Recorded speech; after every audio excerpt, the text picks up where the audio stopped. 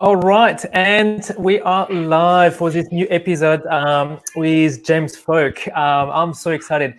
James is from Hong Kong and Yes. is son of Oscar and Charlotte. And I've asked him to come and share with us his own way of balancing life with his kids and running his business. How you doing?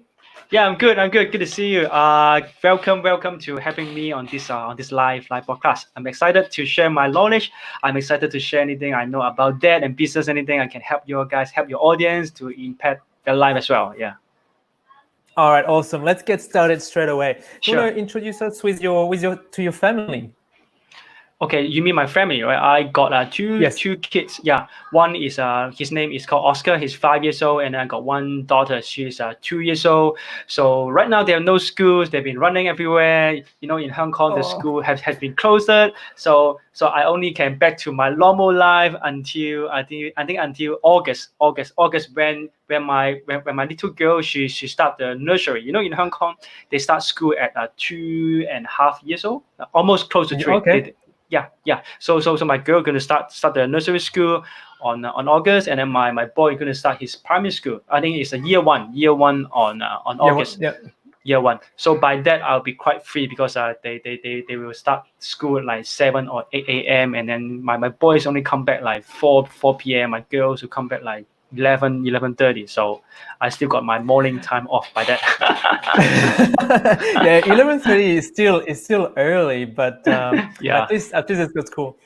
But do you have any family in Hong Kong that can help looking after them as well, or? Yeah, of course. Because right now my mother she's coming here every day to help me out, and then I also got cool. I got a helper. You know, in Hong Kong we can hire a Yes. helper. Yeah, it's quite easy Yes. for us. So help us look after the daily cleaning, everything. So my mom is look after the kids. So me I also help out. So actually we have quite a lot of manpower to do all those things. Yeah. That's the way to do it. Yeah. But you're still very much involved in their life. So why did you decide to spend time to focus on them on top of working on your businesses with an S? Okay, why I focus on them? Because I felt I don't because you know what, life is really short. Some people thought, okay, life is not many, but people thought, okay, life is really like go for working, making money. But for me, it's like I really want to go for happiness. What I felt is happiness is the key to anything, because our life is really short. If we just focusing on money, if we just focusing on our career, then we miss out a lot of things, like how our kids like grow up, like how they talk to us. Like even nowadays, every day I spend time with them. Although they spend time with me, I spend time with them. Sometimes it's quite frustrating because kids keep screaming, running. But the thing is that deep in my heart, I do enjoy this period, because if I miss their 3 years old, 4 years old, miss their 5 years old, I will never get it back. So instead of chasing my career, of course I'm able to settle my career. That's one thing, and now I really want to spend more time with them, and then see them growing up as well. Yeah. That's awesome. And was there something that triggered this, or was it since the birth of Oscar that you wanted that happiness with him, or did something happen, or? Okay. In the past, I wasn't chasing for happiness. In the past, I just chased for fame, chased for money, everything. Yeah. Until one day, I think when Oscar was born, I realized how come I'm still not happy, even though I got everything, I got the house, everything I want, but I'm still not happy. So I went to different courses, I went to different things. I asked people like why I'm not happy, even though I got things I want. Until one day I realized I was pushing myself. I was the one who asking myself to push to the limit. But actually, nobody asked me to do that. I thought I do well is because I want to prove to my dad. Actually, my dad on my expectation is very low. He just told me one day he told me, James, I didn't expect anything from you. I just expect you not to take any drug. That is my expectation on you. This is so low, that's so low. Yes. But you thought they were much more, right? Yeah, I felt it's much more. Actually, I know in my heart, my dad, my parents, even my wife, they don't expect me anything. But this is just me, just me. I don't know why I always want to push myself to the limit. That's why I always keep keep pushing until one day I realized that actually my dad didn't ask me anything. Then I put myself down. I stopped myself pushing myself, because you know what? When you're pushing yourself, you're pushing the people around you. Yeah, the people around you, they feel the pressure. They don't want to get close with you. Because they feel the pressure so high. That's why in the past, when I was working, when I running my own business, the people around me, they feel the pressure. They feel so stressed. Yeah, that's why I understand. The day I can help more people is the day I be happy. The day I let myself go and then just enjoy my life. The people around me, they will be so enjoy their life as well. Yeah, it's you started touching on the fact that you run your own business. Can you take us through your journey? Like how many businesses you run, and did you work in corporate before? Yep. Okay, I start my first business at the age of 25. Right now I'm 39. Okay, when I start my first business on 25, I failed completely. Yeah, I was doing a graphic design company. I do everything on my own from the moment I wake up. I do cold calling. I try to get new client, and then I do the graphic design. I do the deliveries. I do the everything. Everything. Yeah. Wow. Okay. Because that was the first time I start my business. I thought doing everything is good. So I only can last for 9 months, and then I was in debt because I signed up some advertisement, some expenses. Or I was in debt. So I used 1 year to pay up for that amount, and then because of that experience, able me to start my second and third business. Yeah, back to your question. Yes. I do work in a big corporate. I work in a company called Robert Walters. I stayed there for 5 years. It's a recruitment firm. And then after that, for 5 years, I realized it's time to move on. So I've stayed there for 5 years. I achieved everything I want. Then I start a business with I think I remember it's a college. We start we work in the same company. We start the business together, and then we run the company for 5 years as well. After the 5 years, and then I realized, okay, it's time for me, because for me it's like every 5 years I felt it's something I need to move on. So I start my own company. It feels like it, yes. Yeah. I start the company for 5 years, and then we work out well. We achieve the things I want, and then I realized, then I just sold my company to him, and then move on to where I am now, doing online coaching on LinkedIn, and then I start another business about property around 2 years ago. Right now I got around like 50 rooms, just collecting rent, so it's like kind of a passive income right now. So yeah.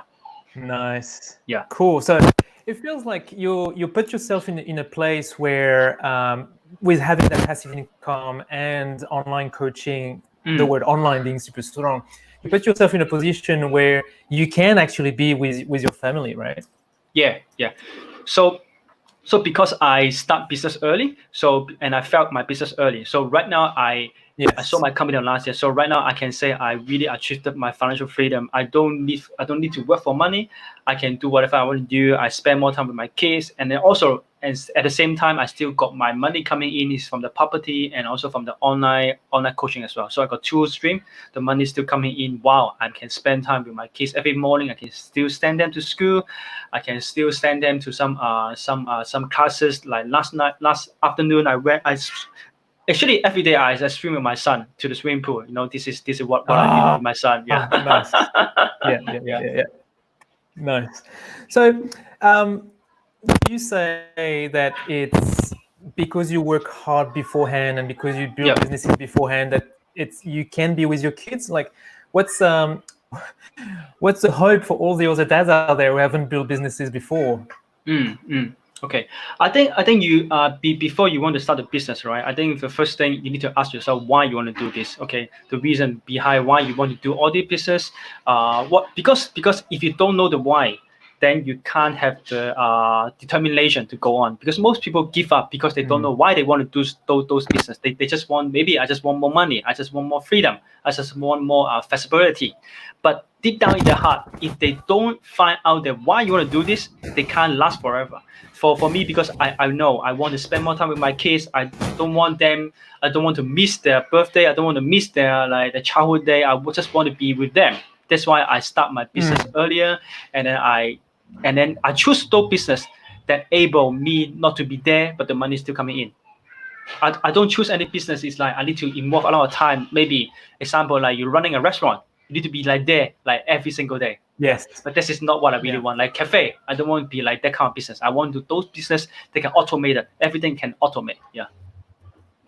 So okay, so automation for you is a big one, and I guess your the example of the property business that's passive, that's automated. I guess you've got people running the agency for you. I guess so. That's the type of automation that you'll be looking in life, right?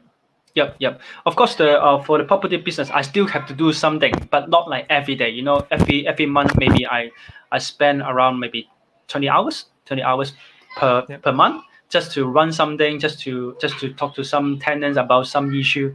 But that is a very small time, right? Like 20 hours per month. Yeah. So I prefer this kind of business, and then the money still coming in, and then I can still more time. Same with online business. Online business I can still automate everything as well. Yeah. Yeah, let's talk. It sounds like your superpower is automation. So how do you do automation? Like, do you have to know the job before you automate it, and then what do you do once you've automated? Like, do you outsource to someone you know, or do you hire people? How does it work? Okay, so before everything I turn if you're talking about online, right? Before I turn online into automation, I do manually. I do everything manual. I go by doing all the courses, teaching everything by myself first. Once I'm monitor this, once I'm master this kind of skill, then I changed. You know, right now there's so many software can able to help you to automate everything. So once I master all this skill, when I master the audience, master the funnel, everything, then I change that into an automation software. Then I put that to that kind of system, and then people can just click into that system. If they like it, then they want to talk to me, then they can talk to me. Yeah.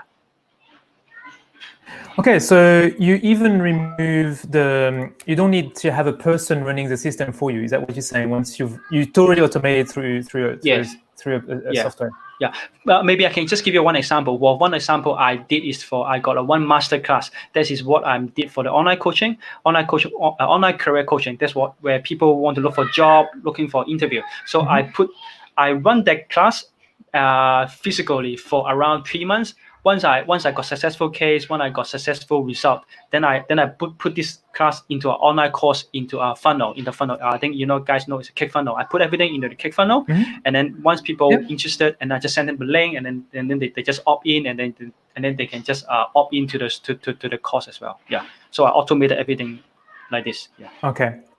Yeah. And so, what else do you think dads should be looking to automate in? When we work in corporate or we start looking for a business, should we apply that process of doing everything manually yourself, mastering the process, and then looking at automating them? Because that step of putting it into a software to be automated, it's a tough step because we like running things, right? We like being good at doing the process. So how do we let go?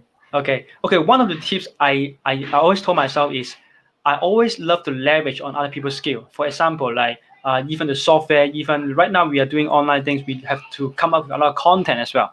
I do hire a lot of people to write for me, even they correct something for me. Okay, the source is for me, but I'm from Hong Kong, and if I can tell you, I failed my study, so my English wasn't very good. So I just finished some writing, and then I'll pass to some freelancer, and then they will just correct for me. So even though I pay them money, but the thing is that I save up my time. Most of the people, they make a mistake is that they want to do everything by themselves. They just want to do everything. They just want to enjoy the process. But the thing is, like, seeing you're not good at that, don't waste your time. Go and learn. This is my thinking. Okay, why not you just spend the money, invest on somebody, and then they can do the job for you. Yeah, this is my I love that. Even if you enjoy the process, right? Because you may enjoy the process, but if it consumes all your time, there is no point, right? Yes. Because if I always tell myself, if I want to move a level up, I need to do something different. If I'm still doing what I'm doing now, I can't go to the next level. So I need to do something out of the box. That's why I always think of something new. I always, if people saw me on LinkedIn, they always saw, James, how come your content is different now? You do some videos, and then you do that, you do some funny video as well. Why do some magic video? Why? Because I always want to try something new in order for me to move up to the next level. Because this what I'm doing now, cannot bring me to the next level. That's why I keep changing. Yeah. I love it. But And the goal, all this with the why of being with your family, right? That's and like having happiness with your kids. I mean, that's what's driving you, right? Because you've already achieved financial freedom. So a lot of people go, well, done. I don't need to go to the next level, but you're still pushing. Yeah. Because like what you mentioned, I do love the process, but I realize that if I too in love the process, I can't go far. And also I love achievement. I not love money. I love the achievement. I'm making something. I'm a creator. I love to create something. Once I create something, I love the process. I love how I make it happen. And then once I'm done, then move on to another phase. That's why 5 years. You can see me is that every 5 years I change something, because 5 years is the time frame I finish one project, then move on to another project. Yeah. So I've got a question. Oscar is 5. Yep. Are you going to change kid? Nah, 2 is enough. You know, in Hong Kong it's different. No? In Australia, there's a big space. In Hong Kong, it's really hard to have such a big space. It's I like this because a lot of people, they always say, oh, you know, you should be focusing on the same thing. You want to provide consistency to people. And I've been following you for quite a while on LinkedIn, and it was always around career coaching. And then when I saw the workshop that you're about to give on LinkedIn, I'm like, ooh, he's doing something different. But for you, it's totally normal. You know, you're pushing to the next level. You know, you're pushing to the next level. Is there a danger to confuse your audience, do you think, or how do you manage that? Depends how you see it. Of course, right now my audience, they are looking for a job, but there's still some people. They are always watching me, what I'm doing. So I want to capture the kind of people, like they want to know what I'm doing on LinkedIn, how I can be, I don't say successful, but how I can monetize LinkedIn. Like, not because monetize LinkedIn is not that easy, but I want to tell people, I want to teach them like how to do it, because people always thought like just LinkedIn is just job board, just a resume. But you know, LinkedIn like you know is more than just a job board, just their resume. You know, they are like Facebook, like you said, like 2009. I say it's like 2012 because LinkedIn, they just changed their system. The engagement is no longer that high already. So if we don't jump in on LinkedIn now, then we might miss this train, because I felt in my heart, maybe 1 year from now, LinkedIn may be no longer so generous. So if you don't jump into now, and then we'll be gone. I agree. And so let's get on to it, because you say you're very humble. Like you say, oh yeah, I'm not an expert at LinkedIn, but like you're right, what, 50,000, 60,000 followers, and what you're saying, which is the most important one, is how do you monetize them? Because there's we hear the Gary Vee saying, oh, you know, you should always give and not try to monetize. But LinkedIn is a business platform. It's for professionals, and we are here to monetize. So to monetize LinkedIn, and why dads should be monetizing LinkedIn, monetizing their, like, you know, building their brand and then monetizing that brand. Sorry, I think the internet is something wrong. Okay. Yeah, you can hear me, right? Okay. So I think I do catch your question. If I just miss your question, just let me know again. Okay. I can say like monetize LinkedIn. Why? Because like Gary Vee say, always give. I do agree, because when you want to build a personal brand, you want to build something like anything you want to sell over online, even in physical, you need to give out first. In the past, I realized people just selling, it's just like, hey, I got this product. Are you interested in this? This is the old time selling. But right now, people love to get engaged with you. They love to know you more. They love to know you as a person. So if you ever think of like doing something online, even linking your Facebook, you need to start giving out as much as you can. Don't hold back. People love to say, okay, James, you know what? I need to draw back something. You know, some of this secret, you know, I can't tell people. You know, when they come to me, I tell them. Actually, if you ask me, I say no, because online things is changing so fast. Even though today you're holding a secret, on tomorrow this is not a secret already. There's no more secrets. There's no longer a secret. That's why I keep saying, I keep changing, keep pushing myself. My goal is the same, just that my approach is being flexible. That's it. My approach is being always different. because I realized online is like keep changing. Otherwise, if online didn't change, I would not post like 2 to 3 times per day. If they can remember me, this is how online work. Yes. Yeah, that's why we need to keep your present, keep doing something new. And also, I realized one thing to myself is like the program I built. I think in 2 to 3 months time, I will just crash it. Crash it mean like I will just release all the detail out one day. This is how I'm going to do it, because I realize the secret I'm holding, many people will know it. So it's no point holding them up. Why not just release them out and then build your branding, and then you move to another phase. This is my the way I'm doing it. Yeah. Makes sense. It's sharing that value. You're saying you're sharing 2 or 3 times a day, man. That's huge. Yep.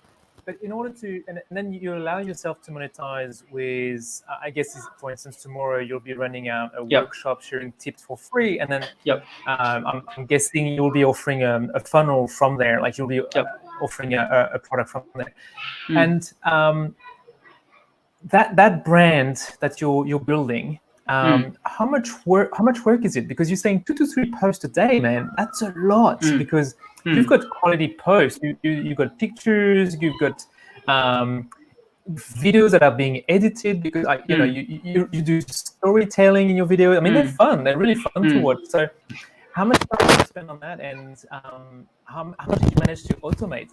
Going back to automation. Okay, I think for me, for doing videos, for me right now, I just this morning I just talked to someone asked me like how long I took to do one video.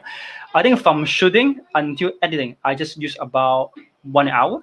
Why? Because I only do like 10 to 30-second video, so it's quite short. So of course, before that I need to do the creative, like thinking like what should I do. Of course, that part maybe take a few days. Of course, but this is coming to your mind. You may be walking, you may just eating some dinner, something happen, and then you just come up with this idea. Okay, why not just keep out this idea? I just do a short video, and then I use a phone. I use my phone to do the editing. I don't use the computer, because computer is so troublesome. You need to transfer the file and then go back to your phone and this thing. I just use the phone. I use an app called InShot. InShot is so simple. Just a push back and forward, and then just add music, and then done. That's it. So I limit myself 1 hour and done. And also one thing is that most people, why they spend so much time on their content and creating content, is because they always want perfect. They want 100% perfect. Good. Yes. Perfect. Yeah. But for me, I don't care. I done. Okay. Even though I did mistake, some grammar mistake, some video is not nice, the hair is not good, I don't care. Because like what I said earlier, online is only last for this period, and that's it. People will not come back and revisit your content. So why not waste your time like doing a perfect things? So I don't do that. Yeah. Wow. So you do post. You still do all your videos yourself, and it takes you an hour, and then you do the engagement yourself. You haven't found a way to automate things, because that's a huge amount of time.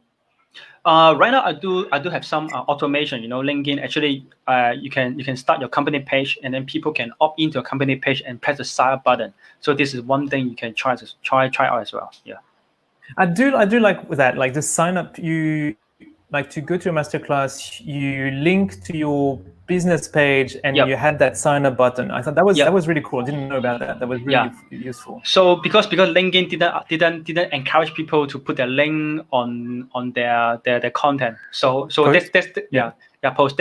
That's why I think of this way. I drive people to my business page, and because business page they got a sign up button. So LinkedIn allowed you. They give you the license to shoot the traffic outside. Yeah, that's the only way. I like that because I spend a few hours designing a landing page, so I'm trying to send them to the landing page. But I thought that was really sleek, just to send them to still within LinkedIn, and then having that sign up page within LinkedIn.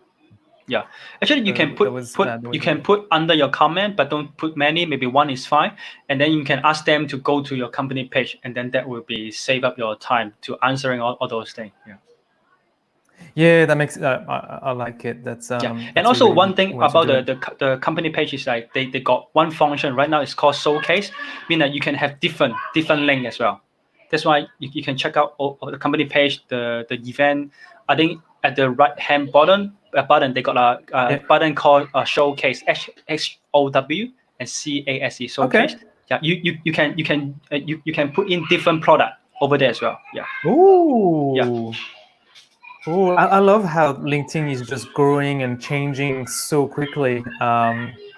It's amazing. But you're right. I mean, like, have you felt in the past few weeks that the platform was sharing less your Yep. content, or yes, you felt that, right? Yeah, 2 months And ago, that's I what you're saying realized that. that. Yeah. Yes, and then that's what you're saying. Maybe in a year time, it would not be as generous as it used to be. Yep. Ah! Yeah. Is that Charlotte?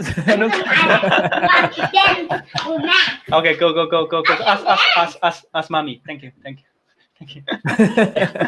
Yeah, that's what happened when you have kids at home. Sorry. Exactly.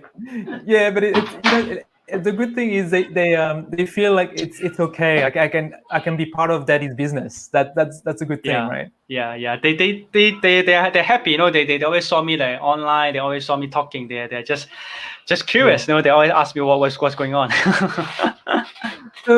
So what's gonna happen for them? Like, are you gonna guide them toward running their own business as well? Like, are you embedding, like, taking them on board with your own business? Do they know what you're doing? I think right now at this kind of age, of course the most important thing is their happiness. And then once they're happy, and then Yes. I'll start talking to them about some financial things. I'm not asking them to go and earn money, but I just want to give them the idea how money work, like how to use money to create more money. I'm not asking them to be really greedy, but I just want to let them know how the world is playing around this kind of money things. Yeah. Because we never had this kind of education in school. School didn't teach us how money work. School only taught us like how to work hard and then go to find a job, and that's it. So I want to tell them earlier like how money is working in this world. Yeah. Let me grab a book. I'm in my kids' bedroom, so I'm gonna grab one of the books that I read to the kids.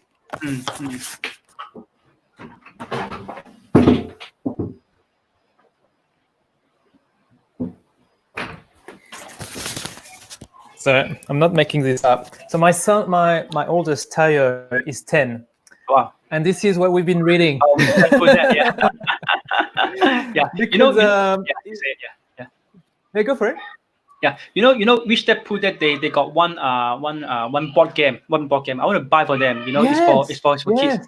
I want to play with them. This is my idea. I think on next year when my son turns 6 years old, I will play the board game with him about this thing. Yeah. Yeah, this one. Yeah. For kids version. Yeah. Cashflow for Kids. It's a really good idea because my son, we were not able to read everything, but there's a big chunk where Kiyosaki tells his story that when he was 10. So my son being 10, he can really relate to that. And after we read this, my son, I was on the way to school, and he goes, "Dad, how come they don't teach us financial literacy at school?" School never taught this thing, yeah. No, exactly. And he finally understood the difference between assets and liabilities, because in that book, they've got a very sweet, like, simple definition of an asset and a liability. Like, a liability is something that takes money out of my pocket. An asset is something that brings money in my pocket. And he's like, yes. I understand now. But that conversation, it's not happening at school, so it's our responsibility to have that conversation with them and to get them exposed. It's one way I do it is I've got a workshop on a masterclass on Wednesday, and in the living room we have the target. We want to have 50 people to register, and every day my 7-year-old draw the new numbers of people who've registered, and so everybody knows that there is a masterclass, and they know that the masterclass is free, that I'll be helping other people, and then I will be selling them things as well, and they know that if so they've been asking me, said, so Dad, you said that if you sell 10 of your training, you'll be buying a brand new wetsuit. Are you excited? Like, yes. So they know. They know, And now they know, and it's starting to get into their mind. They realize. So my son, for instance, he wants to buy an amplifier because he plays music in the street, right? Okay. And now he knows the amplifier is $800, and he knows he needs to raise $2,000 before he can actually buy the amplifier, because he always needs money to save on the side to buy further assets in the future. But he knows now, like he's 10. I was playing soccer with my friends. That's what I was doing when I was 10. So at least he got some idea about this thing. It's good. Yeah, it's good. Yeah. That's right. Yeah. So I love that that you want to start playing that ideas, and I really like the advice of cash flow for kids. I might actually just order this online. Yeah, just order this. Just order this. Yeah. Because during isolation, we've been playing a lot at Monopoly Junior. And it was too easy for them. So then they wanted to have the real Monopoly. Okay. And just go out. It was a bit too much. Yeah, I think so. I think the next step is let's go and play with real houses. Yeah. Man. All right. Well, man, this is I took a lot of notes, and it's going to be really hard to pick only 3 videos to share with everyone. I think I'm going to pick more. Okay, thank you. And I really would like to give you the last minute to share your last message, and then how we can reach you, how we can connect with you. Okay. Just connect with me. You can find me on LinkedIn. Can you just type James Fok, JamesFok, and then and then you'll find me over LinkedIn. And then right now, I do have a webinar on tomorrow. Yeah, this is talk about how to monetize LinkedIn. If you guys are interested, just hit me on LinkedIn, and I'll send the link to you guys as well. Yeah. Cool. Awesome. All right. Thank you so much. And I think Oscar and Charlotte are looking for you now. They're always looking for me anyway. Always looking. All right. Thank you so much. Thank you. Appreciate it.